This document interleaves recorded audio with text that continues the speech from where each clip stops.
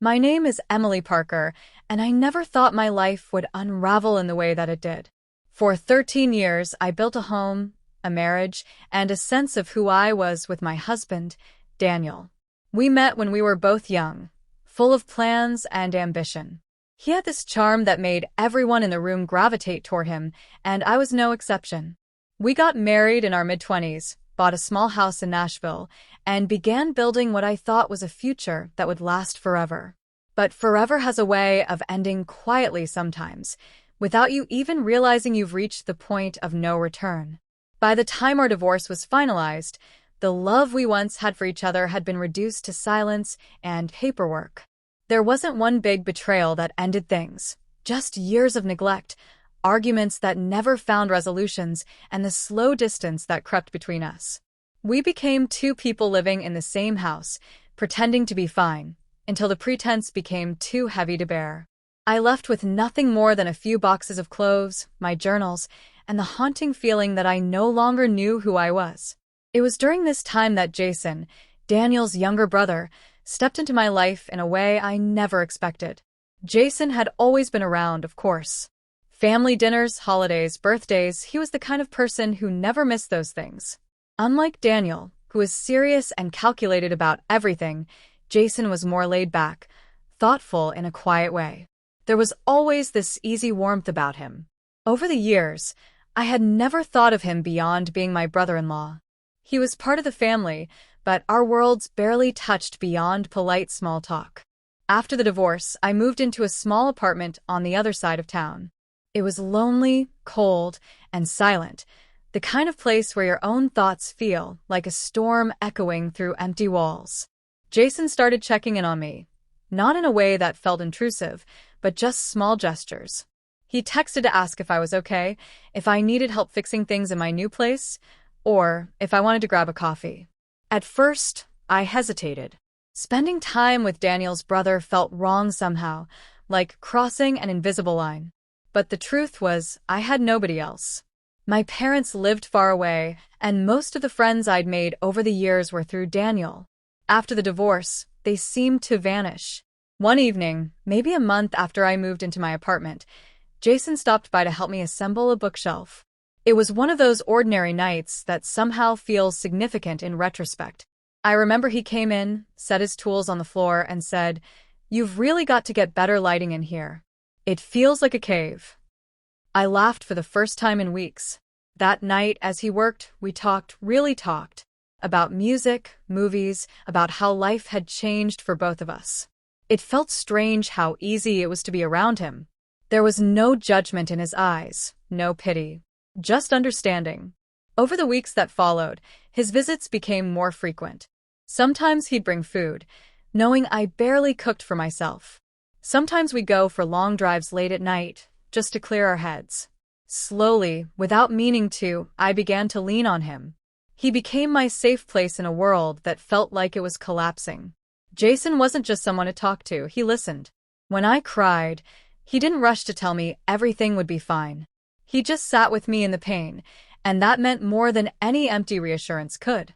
He told me about his own life too, how he'd always lived in his brother's shadow, how he had quietly resented the way everyone assumed Daniel had it all figured out. There was something vulnerable about the way he said it, and I felt less alone. Months passed this way, and though I tried to ignore it, something between us shifted. It wasn't physical, not at first, but there were moments that felt different. A look that lingered too long. A brush of his hand against mine that made my heart skip. I told myself it was just the closeness of grief, that my emotions were fragile and raw. I was determined not to confuse comfort with something else. Then came that night. It was a Friday evening, cold and rainy. I had just come back from work, exhausted, when Jason called to say he was nearby and asked if he could come up. I didn't think twice. I made us some tea, and we sat on the couch, listening to the rain tapping against the windows. I remember telling him that I felt broken, that I didn't know how to start over. He said softly, "You're stronger than you think, Emily. You just don't see it yet." I don't know what came over me, but the tears started flowing, heavier than they had in months. Jason pulled me into his arms, and for a long moment, I just stayed there, my head against his chest, listening to the sound of his heartbeat. It was steady, calming. I don't know if I moved first or if he did, but suddenly his hand was holding mine, and when I looked up, there was this intense look in his eyes. I froze. "Emily," he whispered, his voice low. "I don't want to hurt you. I can't stand seeing you like this." I should have stepped back. I should have reminded him that I was his brother's ex-wife. But I didn't. Maybe I was too lonely. Maybe I just wanted to feel like someone wanted me again. He kissed me softly at first. My heart was racing. For a second, it felt like the world had disappeared, like there was nothing but the sound of the rain and the warmth of his arms. But then, reality hit me like a wave crashing on rocks. I pulled away, breathless. "Jason, we can't.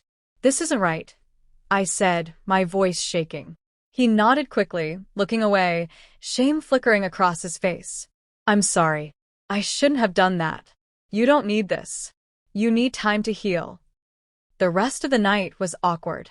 He left not long after, and I stood at my window for hours, staring at the rain, my chest aching.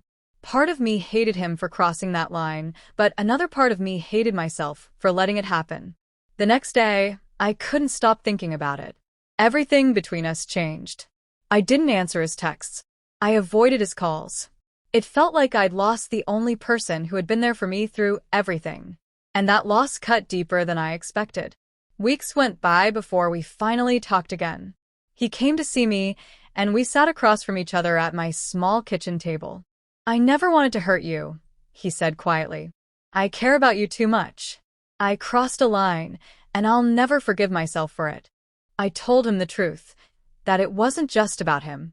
That kiss had broken something in me because it made me realize how fragile I had become, how much I wanted to feel loved even if it meant losing myself in someone I shouldn't. It forced me to confront the fact that I had been leaning on him too much, and that wasn't fair, to him or to me. That night marked the end of what we had. We decided to put distance between us, and it hurt more than I can explain. I had to learn to stand on my own, to face the silence of my apartment and the storm of my thoughts without him there to shield me. Over time, I did find my strength. I started painting again, something I hadn't done in years. I reconnected with old friends. Slowly, piece by piece, I built a life that was just mine. Jason and I still see each other occasionally, at family events or by chance in town. We're polite, but there's a weight in the air, a reminder of that rainy night and the line we crossed. I don't know if he thinks about it as much as I do, but sometimes I catch him looking at me with an expression.